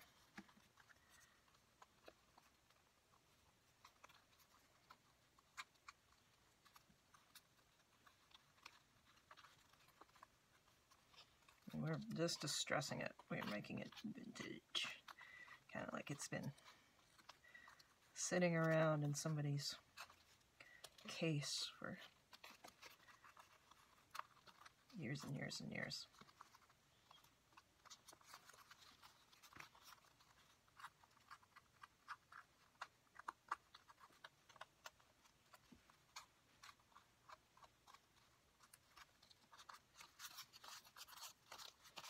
So as this dries, this will stiffen up more and more.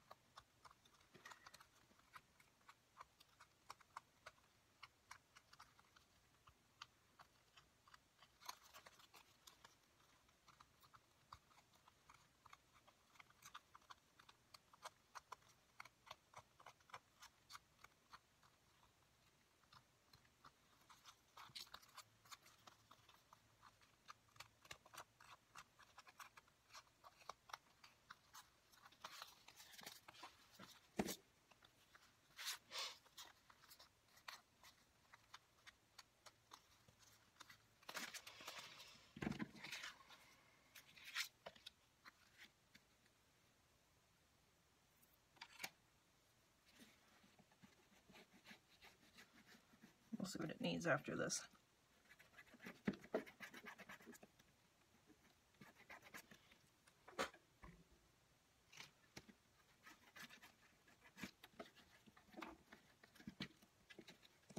Nice and smudgy.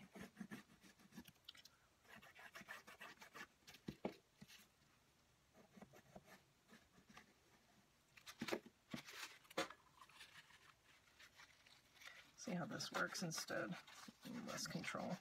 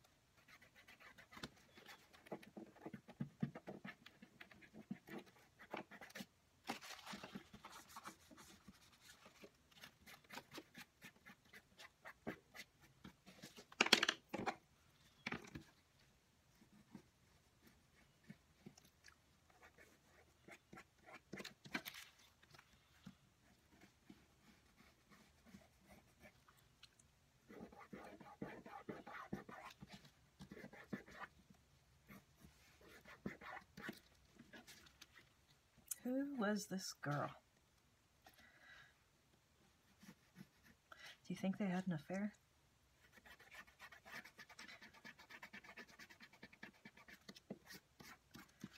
Was she his wife?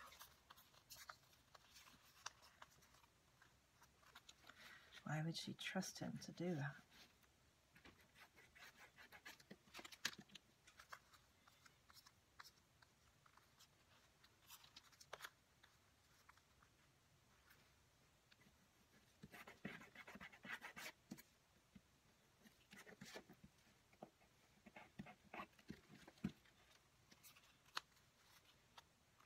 I'm going to tear the corners a little bit.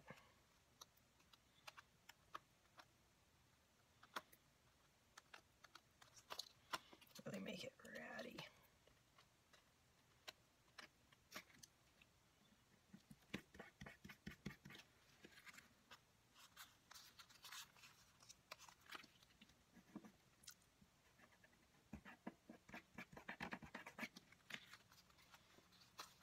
Let's pull out the distress inks. Where are you guys? Not that one. Not that one.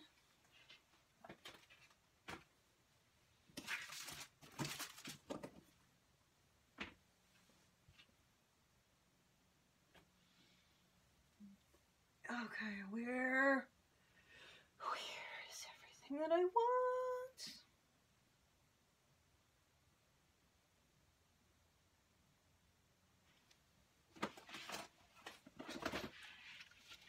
Still looking.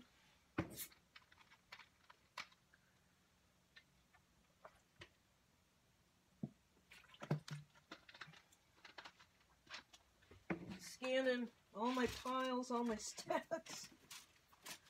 Oy, oy, oy. Oh, finally. It is where it was supposed to be. It was just under one additional thing. Alright. So we know some of these are pretty beat up. The Tattered Rose, I think, does a pretty good job. Yeah. So try not to use your Stabilo fingers. We're just going to do a little hand coloring on here.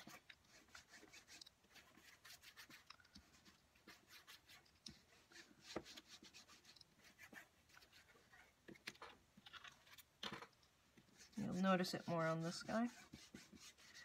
Again, we're taking down the bright white of the underneath, of the copy itself.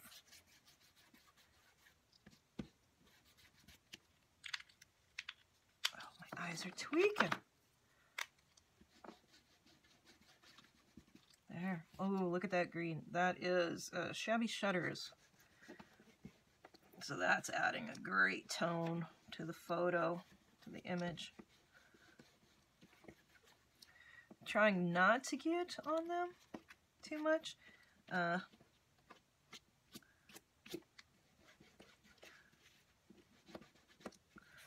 as your Mod Podge is on there, it will leave texture behind for any further thing that you put over the top of it, right? So you automatically will have a texture now created by that Mod Podge. And I am not getting them yet. So as I do this, you can see it does grunge up the paper more. See, that's right, that was a bit of Mod Podge that's picking up. This creates texture, this creates interest. A dirty old raunchy. Okay, let's try some worn lipstick here. Let's see. Oh yeah, she would wear something like that, don't you think? Her colors would have been red. I think they would have been. We're going to just kind of color in her body here just a little bit. I'm just taking the edge, the corner, giving her a little color. We know he would have worn red. Flashy. And not that right there though. You just have to be careful. That's, forever going to be that color. So you kind of, let's try the tea dye. This I know is pretty well messed up, so I'm just going to try to go over them just a little bit more.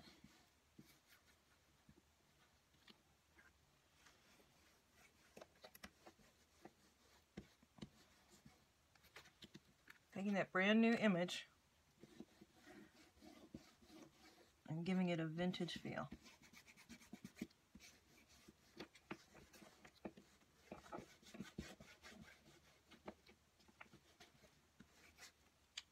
We're going to leave her bright white. Best contrast. As if everything else is colored. This is wild honey. This is an excellent color. Truly, it's just a gorgeous color.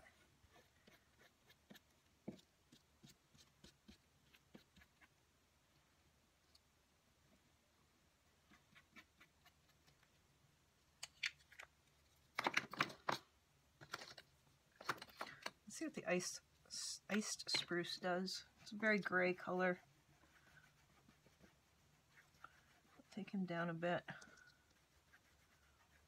Put him in the background. He doesn't interest me nearly as much as she does. For some reason, make the spotlight on her. Let's see what we got going over here.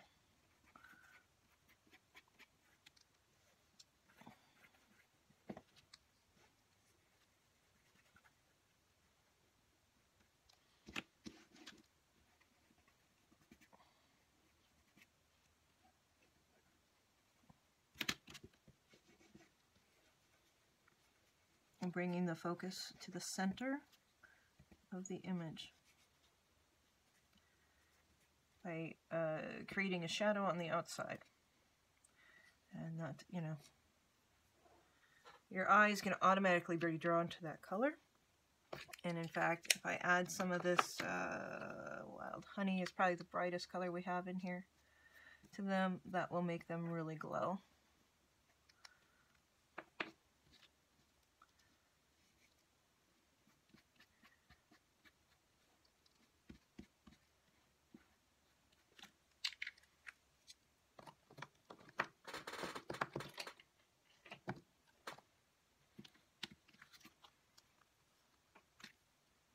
He looks kind of dead. Looks kind of really bizarre there.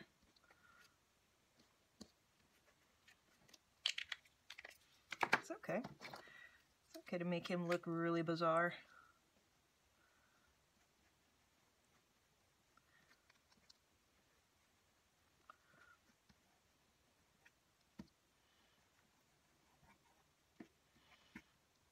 And always thinking about the other colors in the book. With a little bit of broken china and see if we can't just kind of, yeah, that's a good color. Cooling down that yellow just a touch. There we go. Pushing all of that into the background.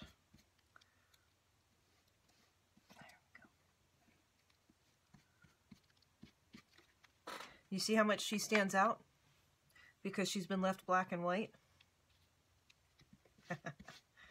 Awesome. I love painting. Okay, here we go. I'm going to add a little bit extra color to this. And just try to give it that super old grunge look.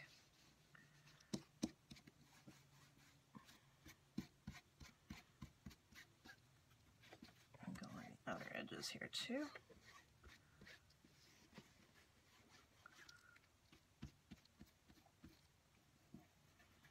Smudge. Place and smudge. This edge, not good. So cool.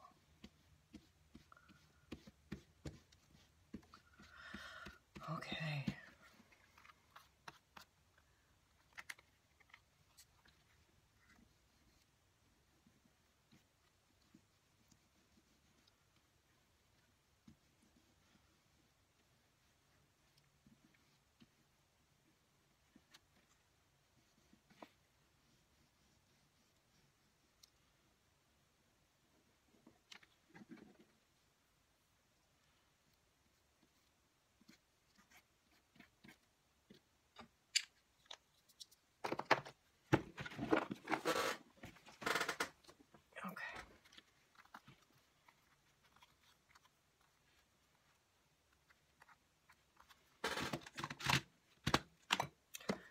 I've got some timber brown edging.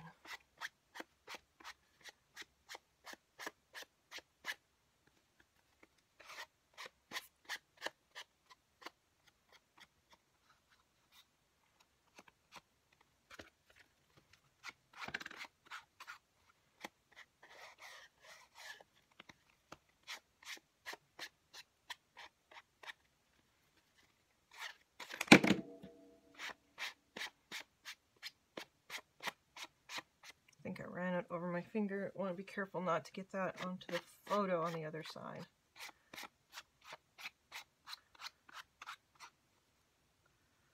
Gorgeous.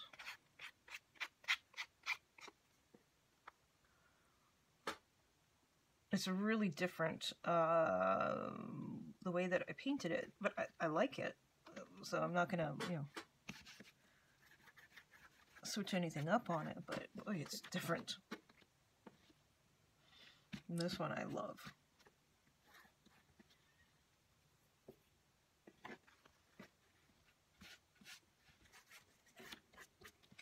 Timber brown.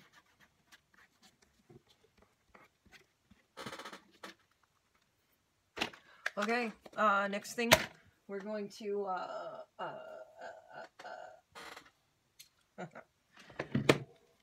rivet.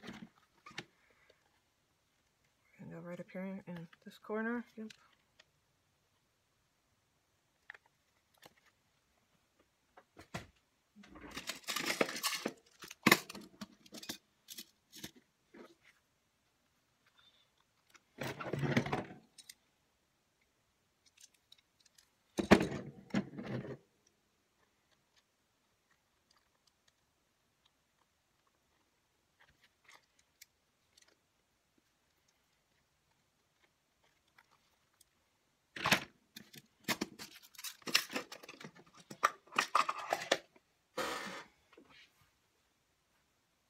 This was a shirt at one time.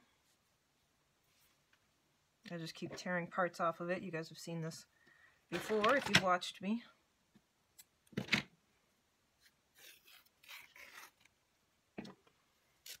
And somehow it just, you can use any type of ribbon that you have. A piece of leather I think would look great here. I just don't know where my leather string is at. I do have some deer hide leather.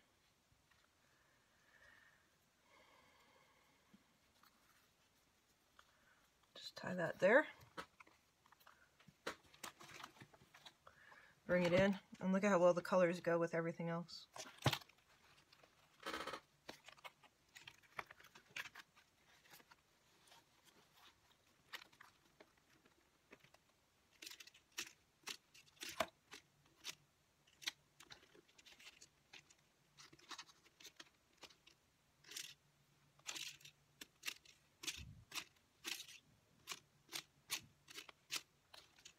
Well, sometimes that works better than others, doesn't it?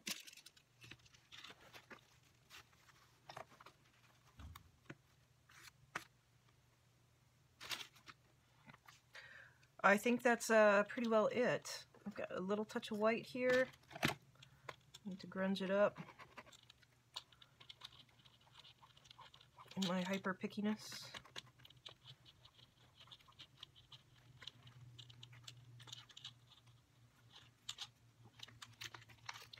We've got this page.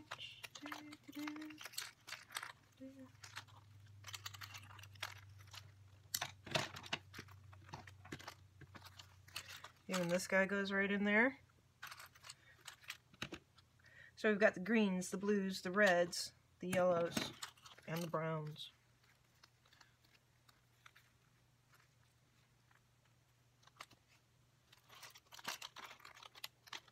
Come on, baby. It's so difficult now. Let me stand up and see what it looks like. Hopefully you guys have been in view here.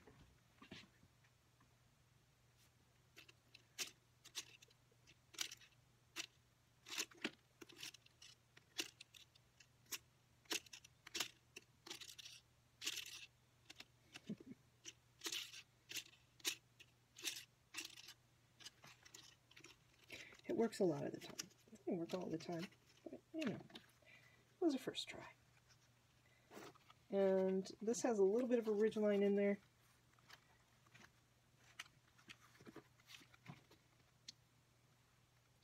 There we go, my friends. All right. Let me know what you think. Again, the drawing edition for this page was the stencil and the 7 charms. Look how well that even goes with that.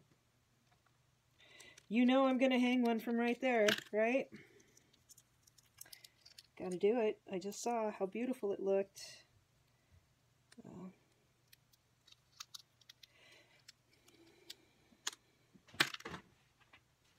Here's my little garment hangers. That's where they hung. They stuck to the lid.